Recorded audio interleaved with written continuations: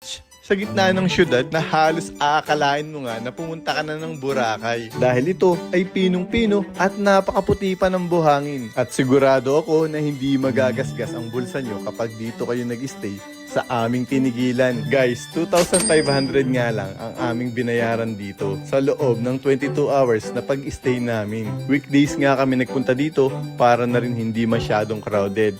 At 2,700 pesos naman kapag weekends. Ang nakakatuwa pa dito, yung price na yan ay good for 4 packs na. Kaya ano pa nga ba mga idol, at samahan nyo ako.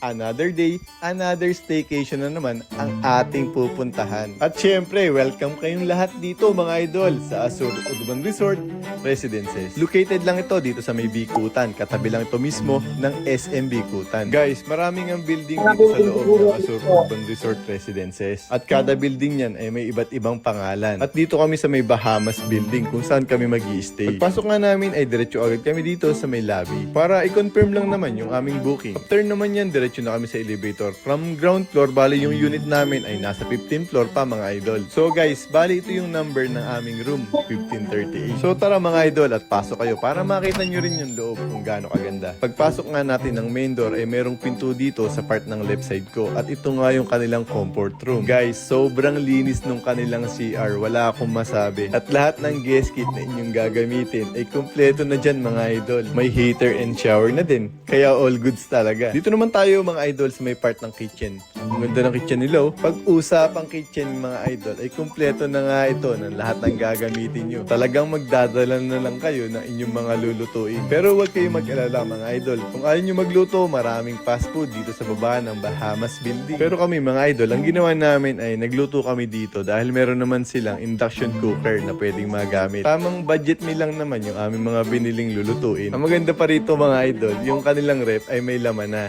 So, bibilhin nyo na lang yan at may mga presyo na nakalagay dyan. Pipili na lang kayo kung ano yung mga gusto nyo lutuin. Basta babayaran natin mga idol, syempre. So, para itong Hanes Store ba, na babayaran mo kahit wala nakakakita sa'yo. Pati nga dito sa may cabinet, meron din na pwede mga lutuin dyan. May mga delata, may pansit canton. Basta babayaran nyo lang mga idol. Meron naman yung mga nakalagay na tag kung magkano yung presyo nila. Tapos dito naman yung kanilang dining area with chairs. Ayan mga idol, pwedeng kumain yung 4 dito.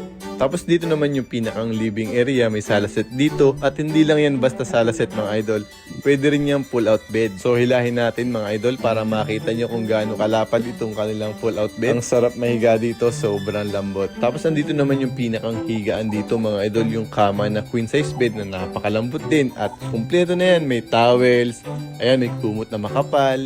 Ang sarap matulog dito, grabe. Tapos guys, dito sa cabinet, may nakalagay din dito na extra mattress na pwede nyo rin magamit. Kung 4 nga pala kayo dito mga idol sa staycation at meron kayong kasamang bata na 3 feet below, ay wala na kayong babayaran at kasama yun sa package na inyong inavail. At dito nga lang yan mga idol sa The Dream Den Staycation. At may free wifi na din syempre dito sa The Dream Den Staycation.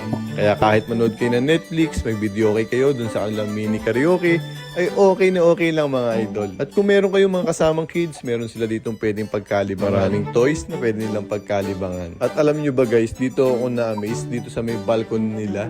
Napakaganda ng view dito mga idol. Perfect dito para magkape, mag-chillax. Ayan, makikita mo yung city view, tsaka yung kahabaan ng skyway ng Bikutan. At syempre kita rin dito yung Talim Island at tsaka yung buong Laguna Lake. Perfect ang view, diba? Guys, dito pala sa Azur Urban Residences, meron silang penthouse na tinatawag. At dito nga yan matatagpuan sa may pinakantaas ng building. Mas lalo mo pa palang ma-appreciate yung view kapag andito ka nakatambay. Ang ganda rin mag-picture-picture dito mga idol. Sa mga gusto magpunta at maka-experience ng ganito kagandang place, mag-PM lang kayo sa official FB page ng The Dream Den Staycation dito sa Azur Urban Resort Residences.